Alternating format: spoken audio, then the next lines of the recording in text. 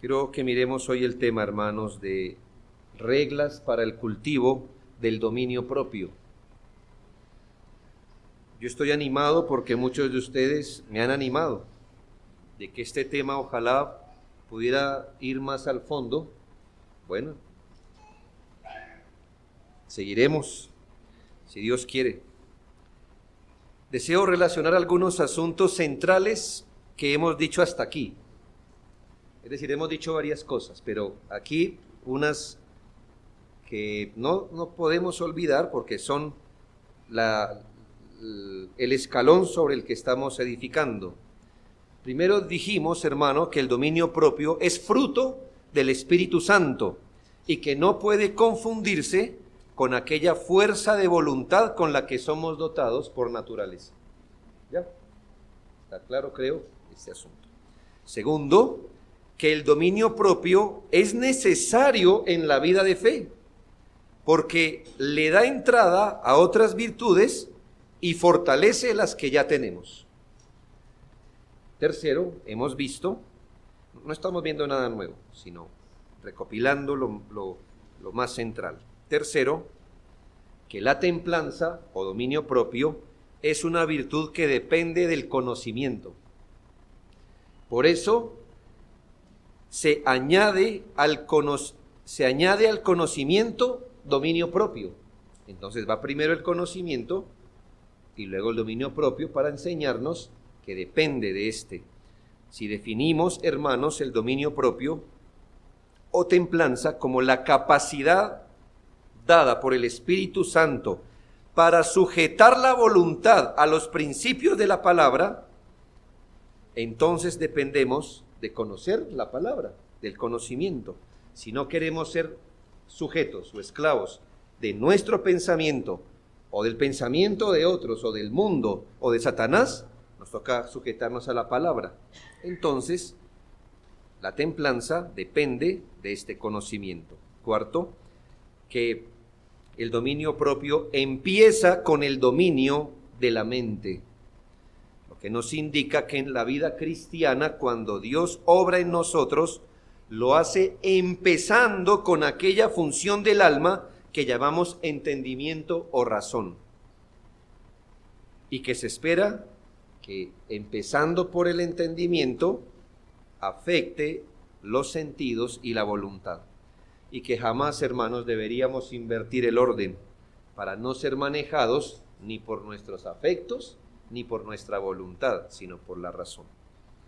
Bueno, la razón sujeta a la palabra de Dios. Y por último, que el objetivo principal, aunque no el único, escuche, principal aunque no el único, pero el objetivo principal del dominio propio es la vida de fe, es aparejarnos de todas las cosas de la vida y piedad para que podamos vivir acordes a la naturaleza divina y así brindarnos la posibilidad de vivir una vida digna del Señor y prepararnos para la eternidad.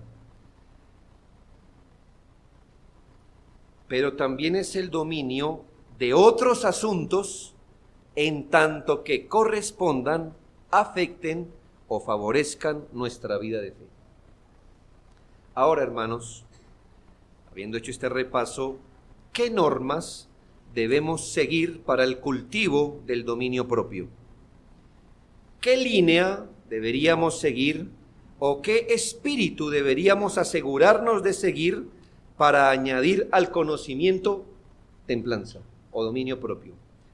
¿Cuáles son las reglas o normas o lineamientos para el cultivo de la templanza? Así que quiero ser muy práctico, porque yo espero que usted no solo sepa qué le toca tener, sino cómo se hace para obtener esto. Primero, la primera regla o norma para el cultivo de la templanza es la entera consagración del corazón a la gloria y al servicio del Señor. Primero que todo, está sobre todo. No podremos tener dominio propio si no consagramos enteramente nuestro corazón a la gloria y al servicio de Dios. Ciertamente la Escritura advierte en Proverbios 4:23 sobre toda cosa guardada, guarda tu corazón, porque de él brota o mana la vida. Hermanos, el Señor dijo en Mateo 15, 19 y 20, porque del corazón salen los malos pensamientos, los homicidios, los adulterios, las fornicaciones, los hurtos, los falsos testimonios, las blasfemias, hermanos, entre otras cosas, ¿sí? No es la lista completa, para que usted entienda. Estas cosas son las que contaminan al hombre, pero el comer con las manos sin lavar no contamina al hombre. Entonces, hermanos, todas estas cosas sobre las que queremos ejercitar dominio propio, ¿de dónde salen? Del corazón. Entonces, ¿qué nos toca consagrar, hermanos? El corazón. Ahí está la lucha. Además, el Señor aseguró en Mateo 12:35 que el hombre del buen tesoro del corazón saca buenas cosas, y el hombre malo del mal tesoro de su corazón saca malas cosas. Entonces, hermanos, la primera regla dice que el temor de Dios debe caer en nuestros corazones, que la palabra de Dios debe caer en nuestros corazones, que el Espíritu debe obrar en nuestros corazones, y el elemento indispensable a consagrar al Señor es el corazón. Consagrar. Permítame este ejemplo débil, como todos los que ponemos, hermano.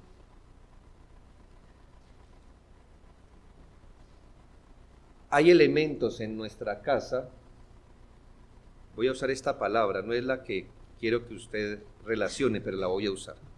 Hay elementos de nuestra casa que están consagrados para un uso y no para otro. ¿Ya? Hay una escoba para barrer adentro y una escoba para barrer afuera. Eso tiene un sentido, ¿sabe? La mugre de adentro es mugre, pero no es la mugre de afuera, ¿ya? Yo lo entiendo así, a menos de que usted dentro de su casa viva con los excrementos de un perro, por ejemplo, no. Por eso usted usa una escoba para los excrementos del perro y otra para el polvo de la casa, ¿ya? Por eso hay un trapo para la cocina, consagrado a eso, y hay un trapo para limpiar el baño, consagrado a eso. ¿Qué es consagrar? Tomar un elemento y apartarlo completamente para eso. Básicamente esa es la idea de consagrar. Es decir, que aunque ese trapo pueda ser usado para cualquier cosa, a partir de que usted le dictó ese uso, solo se usa para eso. No sirve esto. 10 veces, perdón, de las 10 veces, 9 vamos a limpiar la cocina con eso y una sola el baño. 9 a 1, ¿qué es más? 9 a 1. ¿Cierto que no razona usted así? No, es que no es por cantidad. Es que esto está destinado, es para esto. Cuando le hablo de consagrar el corazón, no entienda, hermano, que es venir a culto o que es 9 de cada 10 cosas que nos toca consagrar al Señor. Es una determinación que nos toca tomar a los creyentes. O estamos en la fe y somos de Cristo, o no, hermano. No piense que le toca hacer 80%, porque el 20% es menor que el 80%. No se trata de eso. No es 95%, no. ¿Está consagrado a Dios o no? El elemento indispensable a consagrar es el corazón. El Salmo 86:11 dice: enséñame, oh Jehová, tu camino, caminaré yo en tu verdad, afirma mi corazón para que tema tu nombre. Esa palabra que dice afirma mi corazón, afirma, es una palabra que en hebreo significa llegar a ser uno, es decir, unificar. Por eso la Biblia de las Américas tradujo bien esto. Dice: enséñame, oh Señor, tu camino, andaré en tu verdad, unifica mi corazón para que tema tu nombre. unifica mi corazón. Es decir, mi corazón no quiero que sea usado para distintos usos. No quiero que esté un poco acá, un poco allá, un poquito acá, o 90% aquí, 10 aquí. ¿Qué pidió el salmista? Unifícalo, unifícalo. No quiero tener 2 o 3 intereses, quiero tener uno solo. Quiero tener un afecto, quiero ser claro con mi corazón. Unifica mi corazón para que tema tu nombre. La Biblia de las Américas tradujo como concentra mi corazón en el temor de tu nombre. ¿Qué sería lo distinto o lo opuesto a unificar el corazón? Muy bien, tener un corazón disperso. Es decir, tener muchos intereses, muchos usos a la vez. El efecto del pecado ha sido dañar el corazón e invertir y confundir sus funciones, de manera que es natural para nosotros dejarnos llevar por los apetitos del cuerpo y de la carne. Son dos cosas distintas. Los apetitos del cuerpo y los apetitos de la carne no son lo mismo. Los apetitos del cuerpo, ¿cuáles son? Ejemplos. Bien, nuestros apetitos por tener un cuerpo, las necesidades del cuerpo. Y las de la carne, todas son malas. ¿Sí? Que la carne es mala. Escuche, le dije, es natural dejarnos llevar por los apetitos del cuerpo y de la carne. Y el dominio propio tendrá que ponerse sobre los apetitos del cuerpo y de la carne. Pero el triunfo de la gracia, ¿dónde está? En la restauración del corazón a la función original. Que como nuestro corazón cayó en pecado, se hizo siervo de los apetitos. Cuando la gracia restaura el alma, ¿qué hace? La pone sobre los apetitos. El alma se fortalece por la influencia del Espíritu. La vivificación de la vida espiritual empieza en la regeneración, pero debe incrementarse con aquellas virtudes que debemos añadir. Es necesario que usted se defina, se concrete. Bueno, ¿usted realmente qué es? Hermanos, los medios cristianos no existen. El medio cristiano es mundano. ¿Ya? Existe el cristiano y el que no lo es. Aunque el cristiano tenga debilidades, luchas, tropiezos, caídas, todavía es cristiano, pero es distinto al medio cristiano. Es necesario unificar, enfocar su corazón a Dios, porque mientras no nos definamos, como dice Eclesiastés 10:1, las moscas muertas harán heder y dar mal olor al perfume del perfumista. Así una pequeña locura al que es estimado como sabio y honorable. ¿Cuántas locuras se puede permitir a usted para que su profesión de fe se vuelva inútil? ¿Cuántas? Una, dice. Una pequeña locura hará manchar su profesión de fe. Por eso, hermano, nos toca unificarnos. Unifica mi corazón, Señor. O sea, hazme serio en esto. ¿O soy o no soy? Soy, entonces consagraré mi corazón. Haré lo que hace un cristiano. Hermano, ¿sabe por qué el promedio del deportista colombiano no progresa? Porque no tiene unificado su corazón. Él tiene una meta. ¿Cuál es? Disfrutar de esta vida. No es ser el mejor. Entonces, cuando empieza a ganar dinero, ¿qué hace? Disfruta de la vida y hasta ahí le llegó su profesión. Pues sabe usted, de los mejores hay que aprender. Todavía este hombre en Arabia puede ganar todo lo que quiera, pero todavía sigue madrugando a patear solo un balón. Usted dice, este tipo, de obvio pues, quiere dinero y todo esto, pero ese hombre tiene unificado su corazón. Él tiene una fijación en su mente. Él quiere ser un deportista de alto rendimiento Y todo, sus mismos amigos lo dicen. Este tipo es súper aburrido, es súper estricto, es mentalizado, es obsesionado con su cuerpo. Yo digo, bueno, no estamos diciendo que exactamente eso sea bueno, lo que estoy rescatando de eso es que él se ha unificado. ¿Sí ve? Todo lo mide en función de eso. Todo lo mide en función de eso. Hermanos, porque no tiene un corazón disperso. Lo demás es producto de eso. ¿Ya ve? Hermanos, los creyentes debemos unificar nuestro corazón. Si usted anda entre dos aguas,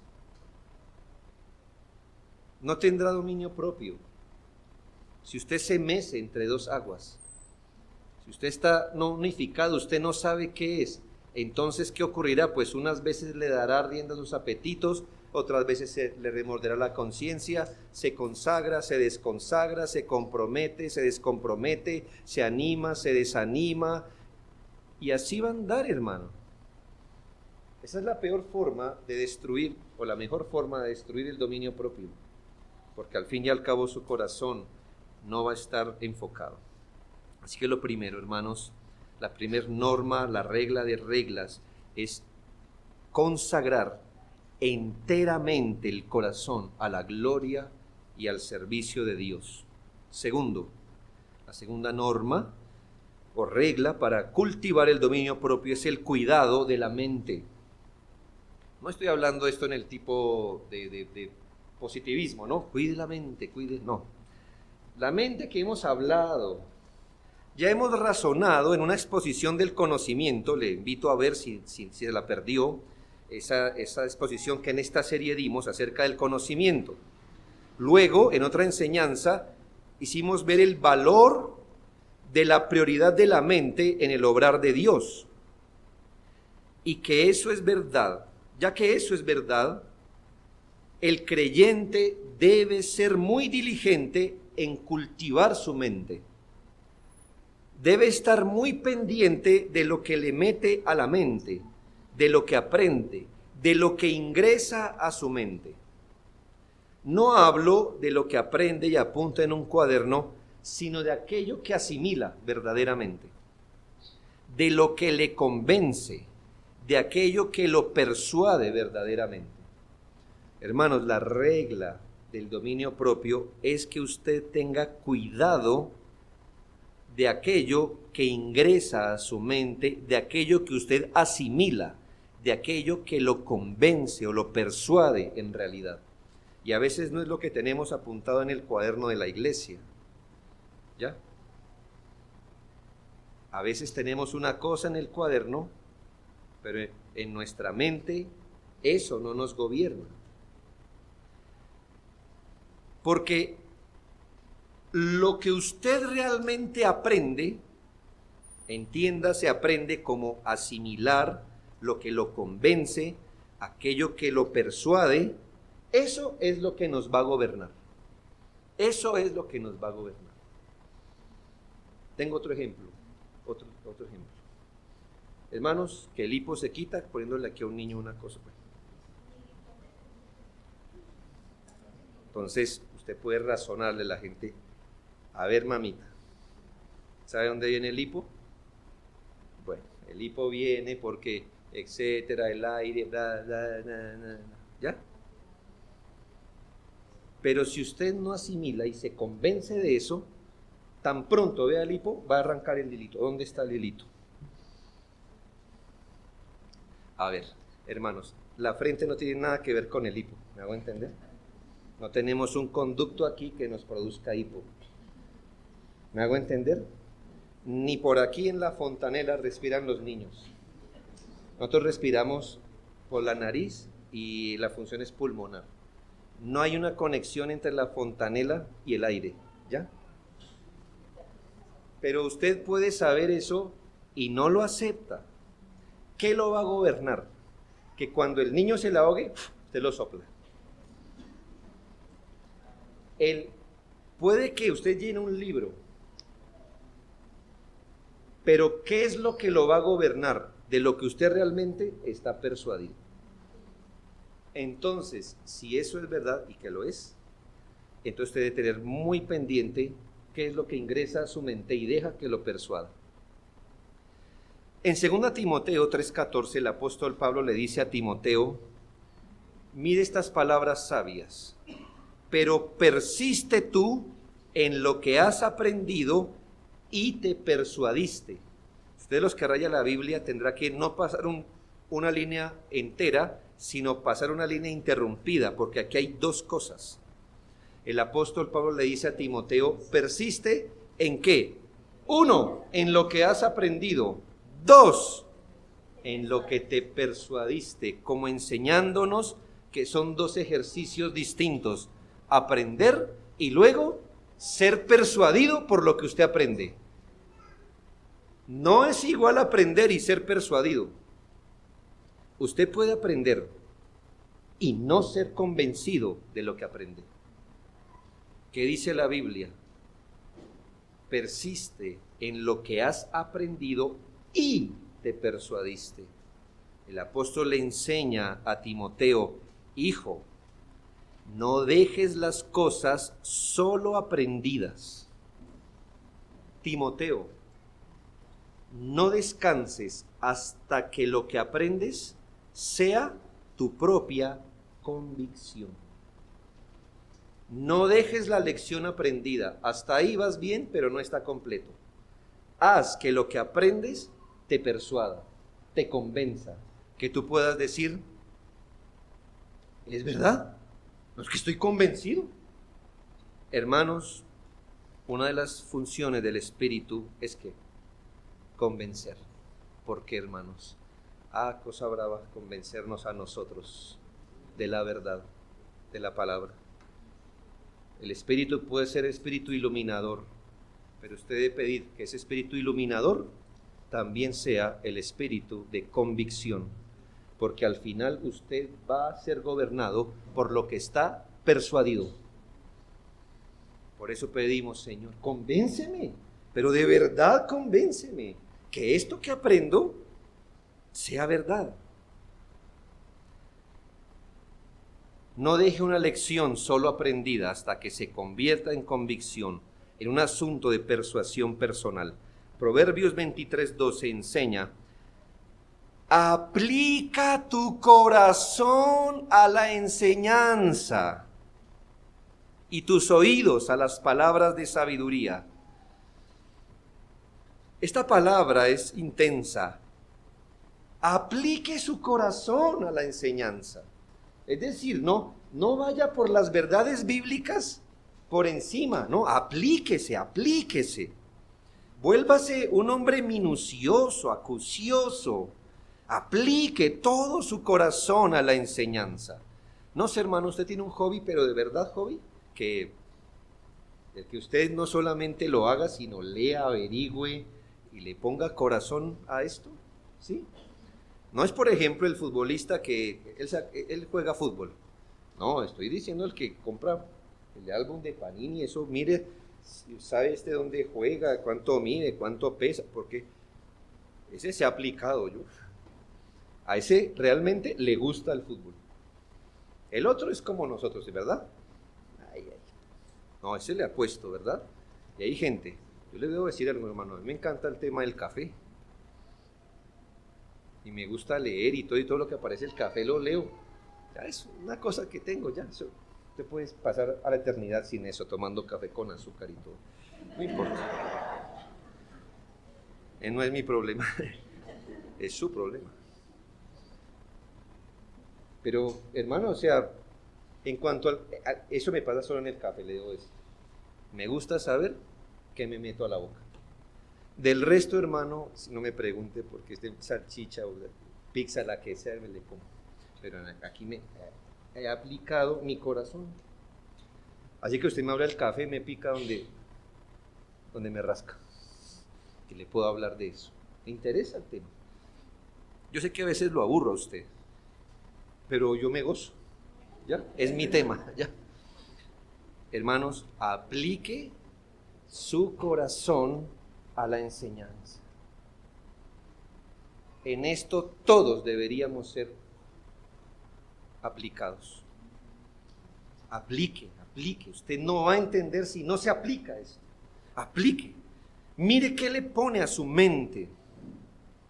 Es que si no trabajamos seriamente, aplicando nuestro esfuerzo por entender y asimilar la palabra de Dios, vamos a naufragar. Mire lo que Primera de Reyes 18:21 dice. Aquí está el gran Elías, parado en el monte Carmelo, donde está pronto a hacer un milagro, y dice: y acercándose Elías a todo el pueblo dijo: ¿hasta cuándo claudicaréis vosotros entre dos pensamientos? ¿Qué es claudicar? Caer, muy bien. Porque cuando usted no está persuadido y se mece entre varios pensamientos, eso la Biblia lo cataloga como un naufragio. ¿Hasta cuándo claudicaréis vosotros entre dos pensamientos? Si Jehová es Dios, seguidle, y si Baal es Dios, id en pos de él. Y el pueblo no respondió nada. No sabían realmente.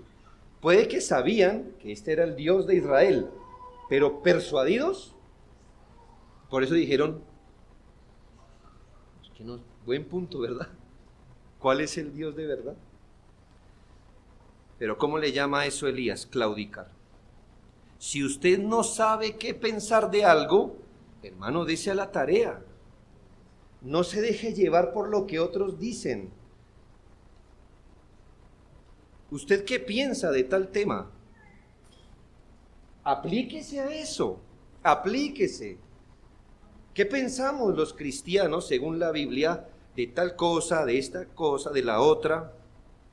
Si no afirma su mente aplicando su corazón, si esto es malo o es bueno, vea, hasta usted puede colocarse cargas que Dios no le puso y usted vivir esclavizado por el mal entendimiento de algo. Por ahí hay cristianos, por allá, ¿qué pasó? Hace 10 años comí morcilla, imagínense. ¿Sabe qué pasa? Se volvió esclavo de un mal entendimiento. Por eso debe aplicarse y decir, momento, ¿esto es bueno o malo? Hay gente cristiana tomando por pecado cosas que no lo son, y tomando por bueno cosas que son pecado. Hay que aplicarse, usted debe resolver eso, no tenga dudas. Usted diga, nosotros los cristianos, ¿qué pensamos de esto? ¿Verdad? ¿Qué posición debemos tener sobre esto? Aplíquese, si esto es conveniente o no, si es algo indiferente, si es un principio. Si no está plenamente convencido, usted va a ser un individuo voluble, llevado de aquí para allá. No solo va a ser un emocionalista, llevado por sus sentidos, sino que va a estar expuesto al engaño por medio de filosofías y huecas sutilezas según las tradiciones de los hombres, conforme a los rudimentos del mundo y no según Cristo. Hermanos, yo le hago una pregunta, solo un test. ¿De qué color se debe casar una novia?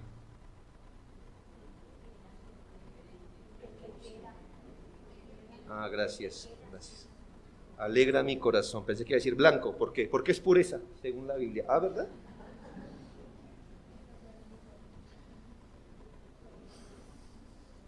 Yo he visto a las actrices casarse de blanco por su pureza, ¿verdad? Claro, no. ¿Quién dijo en la Biblia que vestirse de blanco es puro? ¿Dónde? Ahora, si usted se quiere casar de blanco, es porque a usted se le antojó. ¡Se le antojó! Pero mire cómo se esclaviza a la gente con pequeños detalles. Que lo tengo, usted ya sabe que estamos fresquitos con el tema en nuestra familia, entonces, ¿qué pasa? Hay gente que dice, no hermano, usted no se puede casar de blanco. Quizás en su vida tuvo tropiezos, caídas. Usted no se puede casar de blanco. ¿Por qué? ¿Por qué? Esclavizando. Por eso le digo, usted debe saber si tal cosa es buena o mala y no dejarse llevar Le doy un ejemplo pequeño, ojalá todo fuera así, pero hay cosas más fuertes con las que los creyentes son esclavizados. O a veces ellos están haciendo cosas, ellos dicen, pero esto no es pecado, que sí lo es. Aplíquese a la enseñanza. Nunca deje una lección aprendida. Siempre vaya a la lección cuando quede asimilada y cuando usted diga, esa es mi persuasión.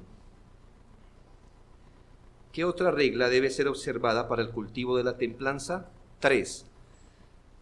El trabajo profundo y no en la superficie. ¿Quiere cultivar el dominio propio? Perfecto. Entonces, por favor, hermano, trabaje en lo profundo y no en la superficie. Es una regla general, ¿ya? Con esto quiero expresar muchas cosas, pero señalo como un error el ser muy superficiales y externos en el cultivo del dominio propio. Mire, hermanos, lo considero como el equivalente a poner toda su atención en la apariencia más que en su salud. Si usted empieza a ver que una mancha aquí le sale como un lunar y le empieza a crecer, se le empieza a cuartear, quizás supurar, la forma más superficial de atender eso es comprar una buena base, ¿verdad?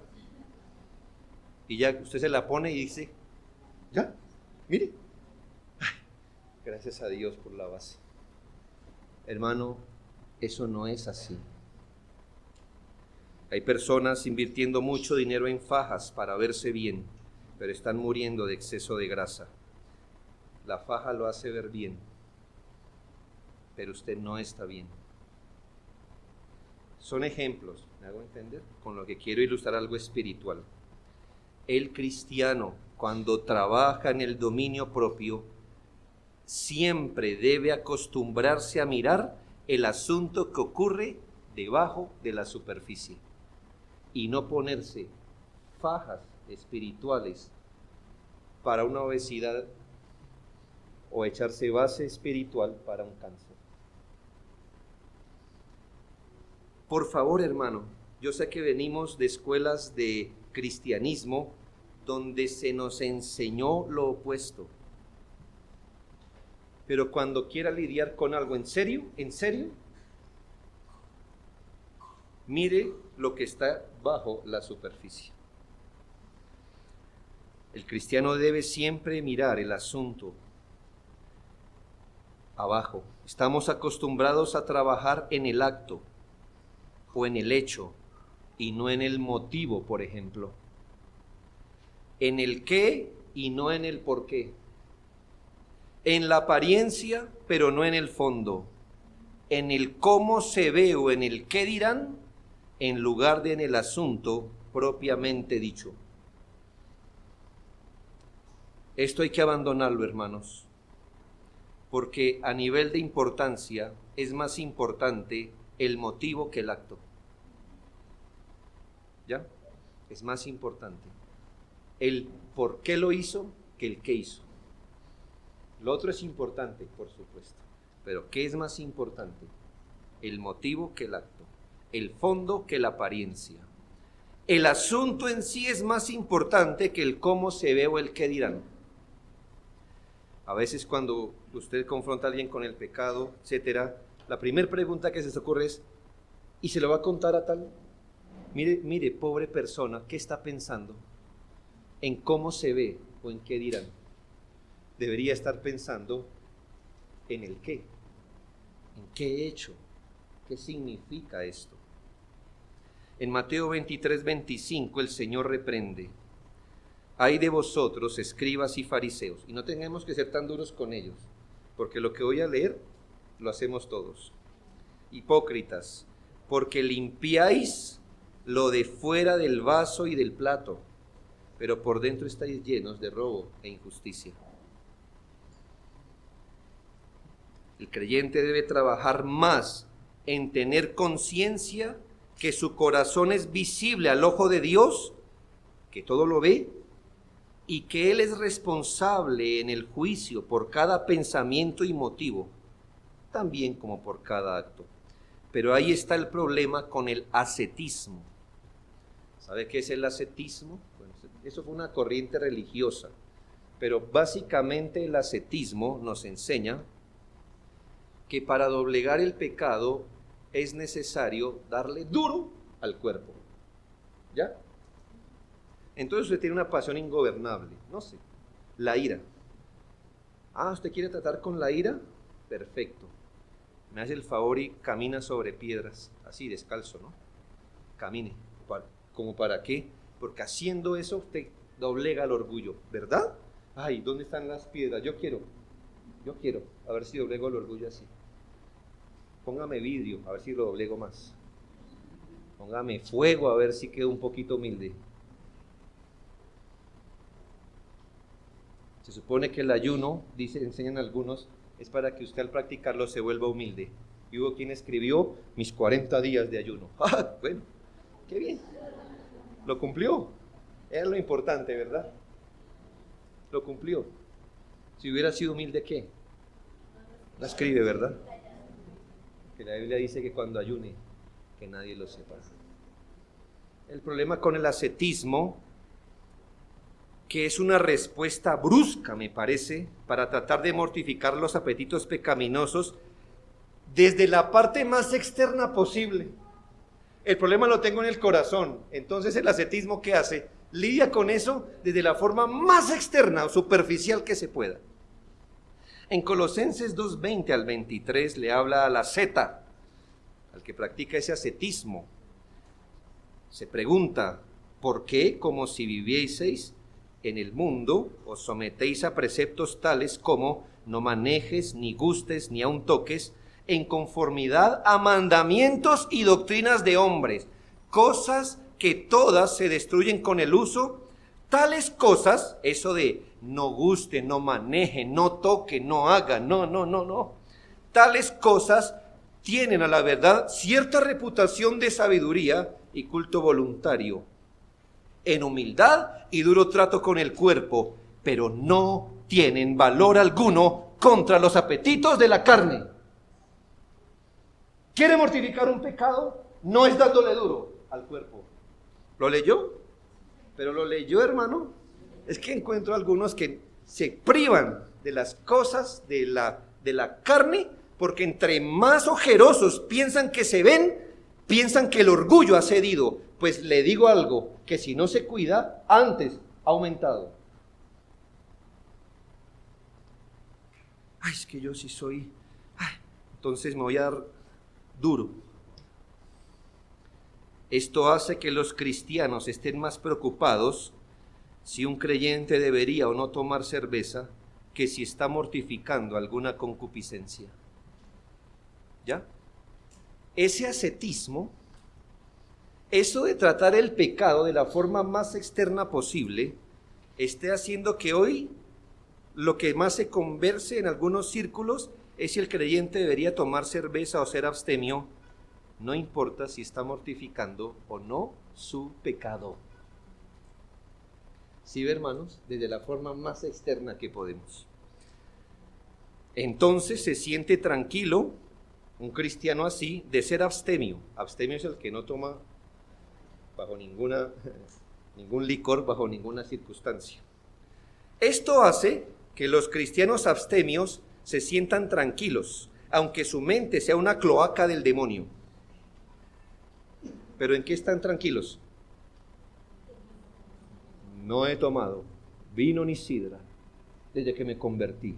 Y yo le preguntaría, perfecto, por su hígado, ¿y su cabeza cómo está? ¿Y su mente? ¿Y lo que piensa? ¿Y lo que siente? ¿Y sus omisiones cómo están? ¿Bien? Hipócrita. Piensa que lavando por fuera también se lava por dentro. Pues no. Si no se ha dado cuenta, tiene un tufillo a orgullo. Porque nadie reposa en eso, pensando que ser abstemio es igual a ser santo. Y usted sí lo está haciendo.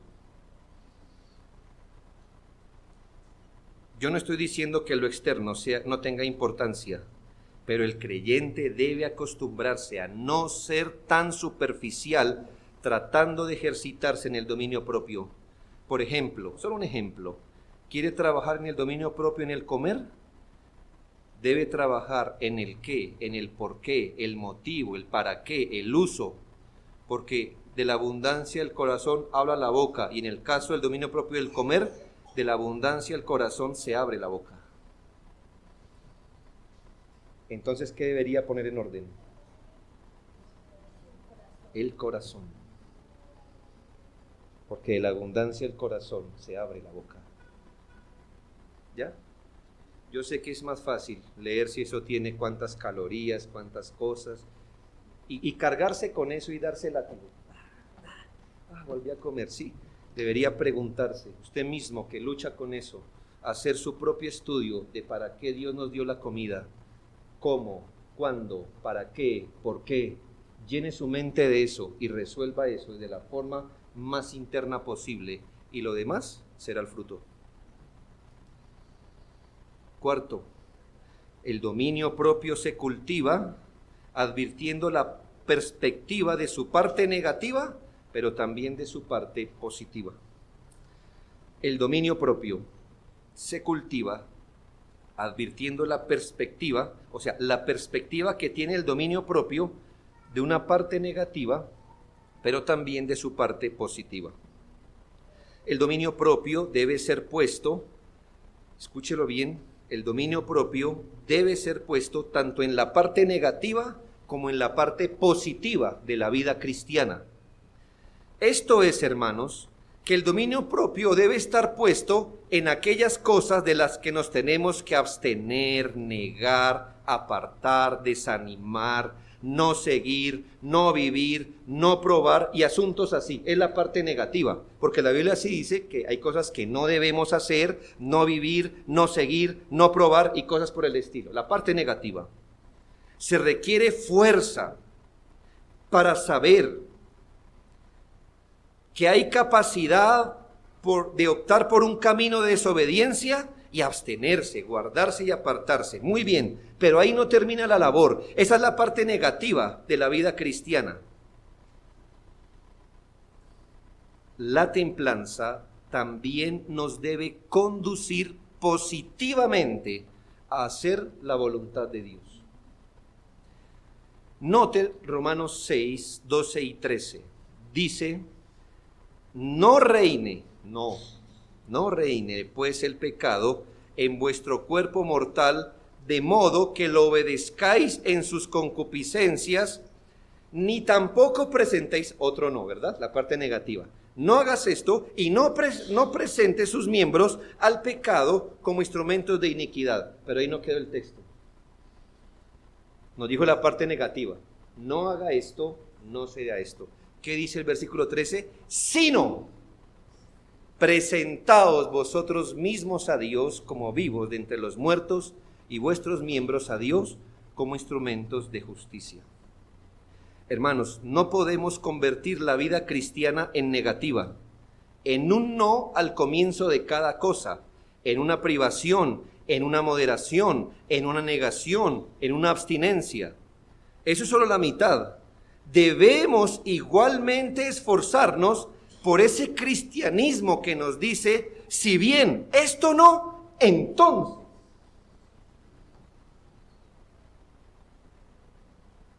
Nunca lo deje en la parte negativa, porque el dominio propio debe estar puesto tanto en la parte negativa como en lo positivo. Recuerde siempre que por un pecado negado hay una virtud establecida. Que por un asunto que la Biblia nos llama a renunciar, hay otro que la Biblia nos llama a adoptar. Siempre complete el cuadro de la negación propia, porque por cada cosa que debemos negarnos, hay cada cosa que positivamente debemos pedir dominio propio para hacerla. Y requerimos tanto poder divino para negarnos como para obedecer positivamente. ¿Quiere hacer un ejercicio personal esta tarde? Piense, por favor, en esa tendencia o pecado que recurrentemente lo tienta. Y que si usted es creyente, es el pecado con el que está trabajando, con el dominio propio para retenerlo, desanimarlo y no obedecerle. Perfecto.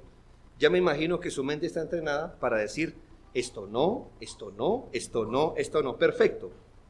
Ahora piense positivamente, porque por cada pecado negado hay una virtud establecida. Muy bien, está poniendo la fuerza, pidiendo fuerza, dominio propio para no hacer, no tocar, no gustar, no, perfecto. Ahora piense positivamente en su pecado. ¿En qué le toca entonces trabajar positivamente? No me lo diga, ¿ya? No me lo diga. ¿De qué es difícil? Y en eso comprobamos, hermano, lo legalistas que podemos llegar a ser. Porque nos contentamos con abstenernos, no importa si no obedecemos el principio opuesto. Nos vamos a la cama contentos de no haber mentido. No importa que no hayamos sido veraces, pero no mentimos, ¿verdad? Nos vamos contentos a la cama por no adulterar, pero no somos puros en el pensamiento. Nos vamos a la cama felices de no hurtar, pero no trabajamos en el contentamiento, que es la virtud positiva.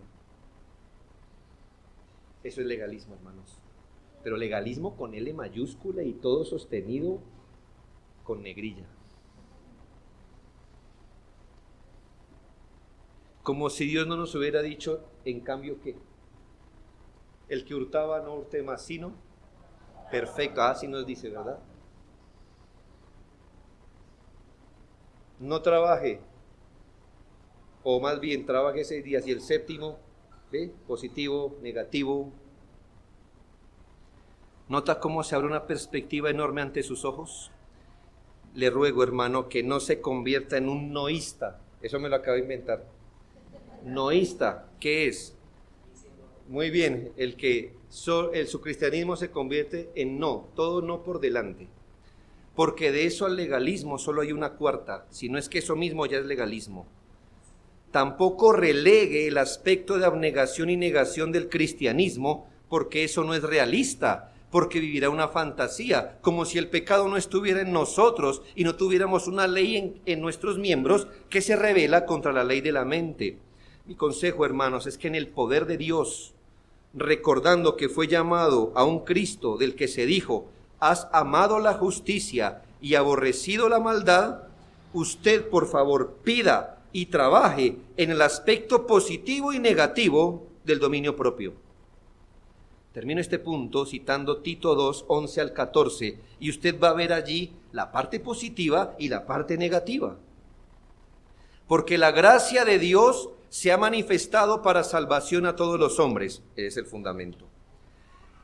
Mire lo negativo. Enseñándonos que renunciando a la impiedad y a los deseos mundanos, lo negativo. Ahora mire lo positivo. Vivamos en este siglo sobria, justa y piadosamente. Mire el aliciente, aguardando la esperanza bienaventurada y la manifestación gloriosa de nuestro gran Dios y Salvador Jesucristo. Nos toca vivir la vida absteniéndonos de unas cosas y por el otro lado, ¿qué? Viviendo en lo opuesto. Quinto, vigile que el dominio propio no se pervierta. Ya voy terminando.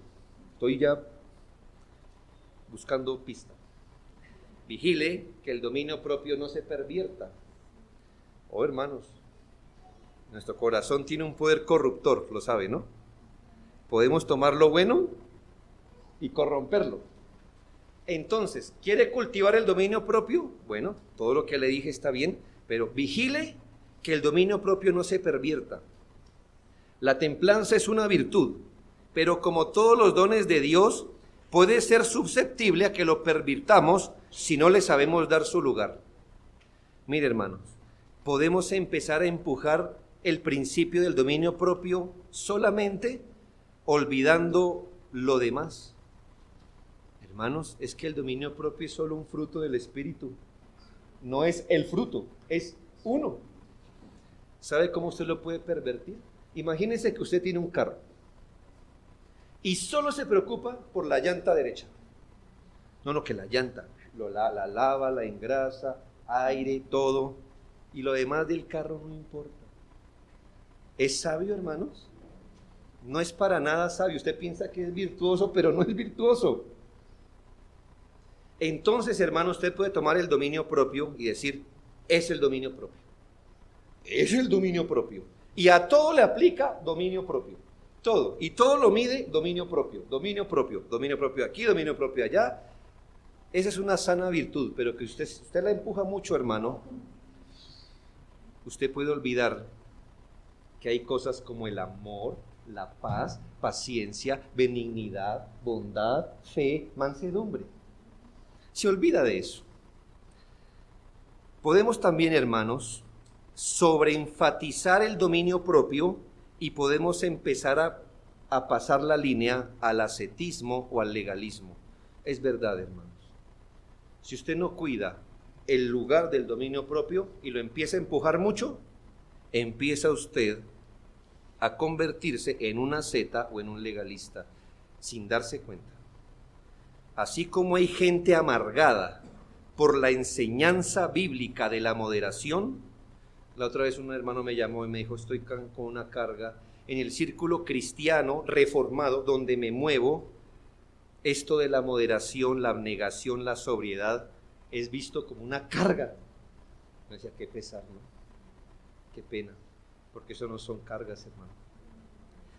Así como hay gente amargada con la enseñanza bíblica de la moderación, la sobriedad y la abstinencia, así hay cristianos resentidos y con mala conciencia por divertirse, comer y recrearse. Pero es que los hay, hermano. Yo respondí unas preguntas que usted no se imagina en la vida. Una de ellas es, ¿y a usted le gusta? Bueno, yo me siento como intimidado, sí, como que la otra opción es mentir y decir no y pasar de santo, porque si digo que sí, este va a pensar que yo soy un mundano. Pues sí, hermano. Pero poquito, me gusta poquito, para no escandalizarlo. No sé, hermano, hay gente amargada con divertirse, comer y recrearse. ¿Les parece que si usted, por ejemplo, se ríe mucho, lo miran a usted diciendo, ojalá si se riera por Cristo? No.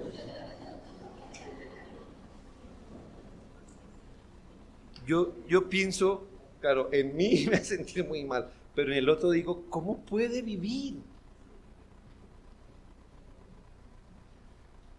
¿Qué está haciendo? No, aquí estoy recreándome o estoy comiendo. Uy, no he comido una cosa mejor. ¿Y la palabra? No, pues esa es mejor. Es como la miel. Yo sé, perdón por comer. Hay cada cristiano resentido así. ¿Por qué? Porque tomaron un buen principio y lo empujaron y lo pervirtieron. No solo se vuelven duros con ellos mismos, sino muy rápido con los demás. Han partido de una virtud, ahora no hayan descanso en unas vacaciones porque son mundanas, o en una fiesta porque todo es malo, la risa es mala, divertirse en otra cosa que no sea la palabra les resulta ofensivo, piensan que el desarreglo, la miseria, la delgadez, la opacidad es el equivalente al cristianismo. No pueden ver tonos ni matices en varias cosas legítimas. Suelen confundir las cosas de este mundo y su disfrute legítimo de la mundanalidad y el disfrute pecaminoso. No lo pueden distinguir. No pasará mucho tiempo en que partiendo del dominio propio, pero llevándolo a un extremo errado, desemboquen en orgullo, fariseísmo e hipocresía. Todo lo critican, todo lo califican, todo lo etiquetan fácilmente, pues para ellos es fácil, blanco o negro. Y hayan satisfacción interna en no hacer o tener esas cosas, o no tener esas cosas que desaprueban en los demás. 1 Timoteo 4, 2, 4 nos pone un ejemplo, un solo ejemplo.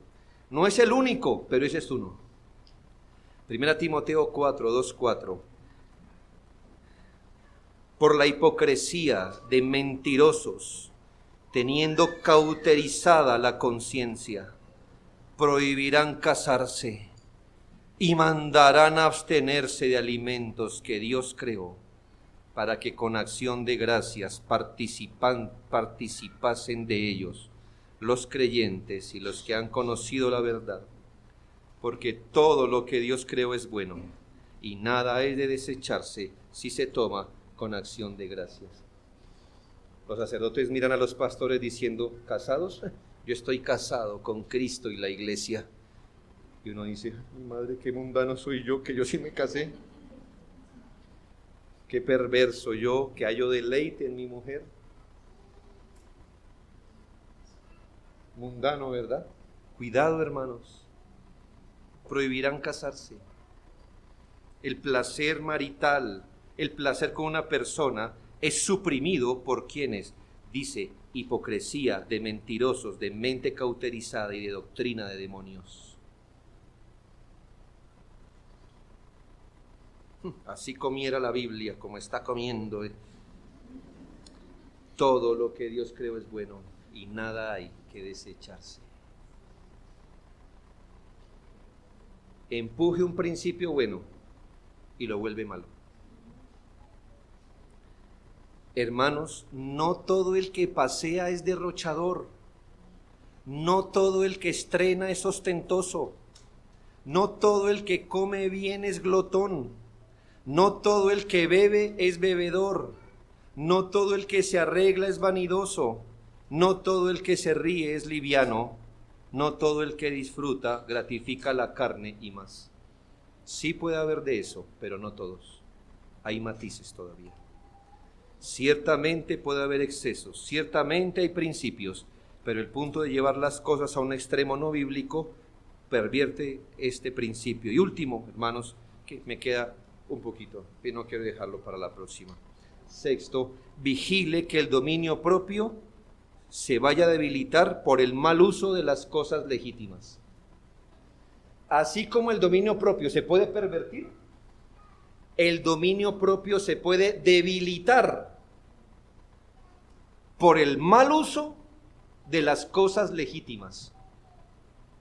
Cada cristiano es responsable de vigilar su alma, porque los límites de lo que consideramos lícito a veces se empiezan a ampliar continua pero imperceptiblemente. Quien una vez pensó que una pequeña propiedad era suficiente para él, ahora no le basta con un palacio. Empezó con algo legítimo, pero ¿qué pasó en su corazón? Los linderos se fueron corriendo y ahora el que se conformaba con una pequeña casa, ahora en un palacio no le alcanza. El que pensó que un poco de dinero le era suficiente, ahora deseará hacer millones y no se saciará. Esto porque el corazón del hombre no se satisface cumpliendo sus deseos. Hay un proverbio que dice, no un proverbio bíblico, sino del mundo, el que ha bebido el océano quiere siempre otra botella más. Por ello Dios no nos da de todo, más bien nos dota de contentamiento, porque lo aprendimos en lecciones pasadas con el hermano Yair. No es contento el que más tiene, sino el que más se conforma. El que más contento es. En Primera de Reyes 21, 1 al 4, mi ejemplo.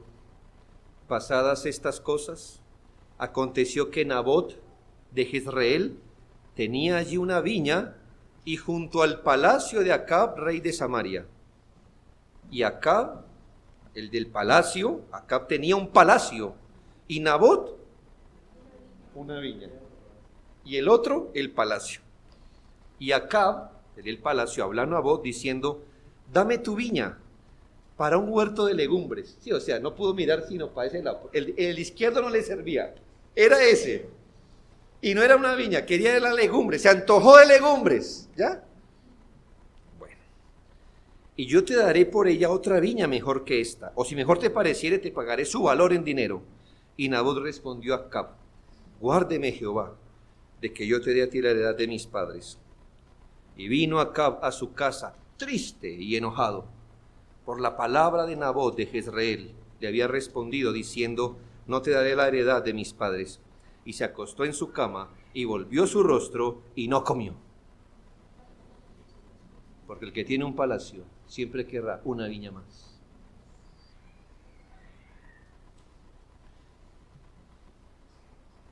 ¿Tener un palacio es malo? No. ¿Y una viña? Tampoco. Pero cuide que el dominio propio no se debilite justo a través de lo que es legítimo. Pero usted empieza, ¿qué? Un poquito más, un poquito más, un poquito más, y ahí va. Mi segundo ejemplo es muy, muy duro, hermanos, es el rey David. Segunda de Samuel 12, 7 al 9. Son palabras que Dios le dirige a David por medio de Natán, cuando este hombre se acostó con la esposa de Urías Eteo. Así ha dicho Jehová, Dios de Israel: mire, yo te ungí por rey sobre Israel. 2. Te liberé de la mano de Saúl. 3. Te di la casa de tu señor. 4. Las mujeres de tu señor en tu seno. 5.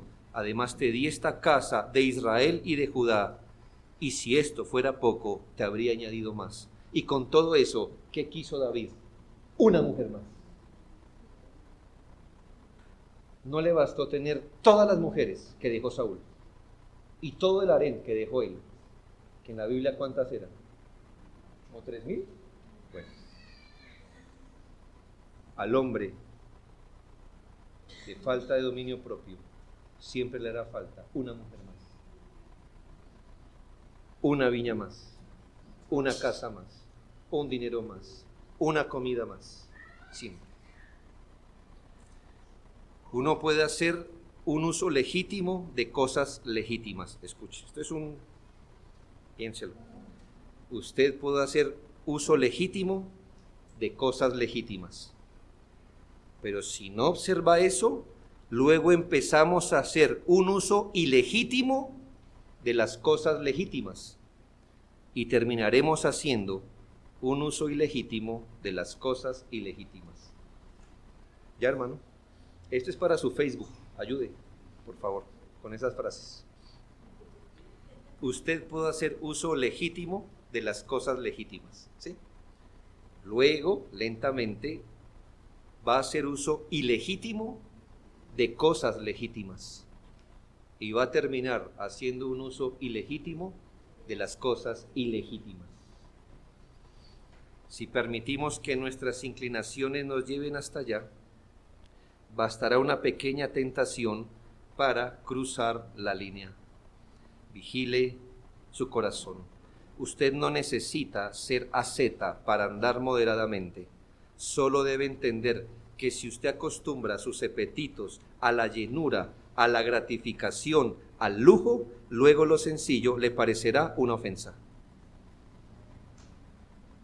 ¿Cuánto necesitamos vivir en el poder del Espíritu? Ya se nos participó de la naturaleza divina. Se nos dio el dominio propio, pero como principio. Ahora, hermanos, ¿no es un gran trabajo cultivarla? Pero, hermanos, ¿no es nuestro Señor, nuestro Salvador del pecado y pastor? Él es el que siembra la semilla y la riega con su poder. Por eso, hermanos, oremos por una visitación más poderosa de su mano sobre nuestro carácter y que nos ayude a cultivar esa semilla que Él mismo plantó en nuestro corazón. Oremos.